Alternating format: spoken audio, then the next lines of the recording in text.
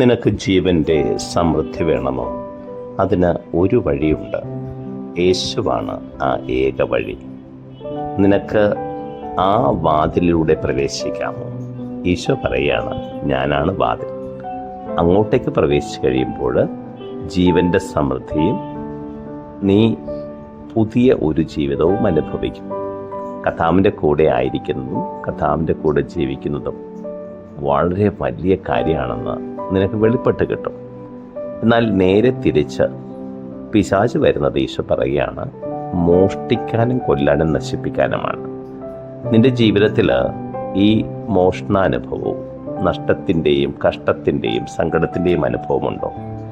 ഏതോ തിന്മകളുടെ ആക്രമണം നിന്റെ ജീവിതത്തിൽ നിലനിൽക്കുന്നുവെന്ന് ഓർമ്മിപ്പിക്കുന്നു. അത് നല്ല ഇടയൻ്റെ വാതിലിലേക്ക് പ്രവേശിക്കും.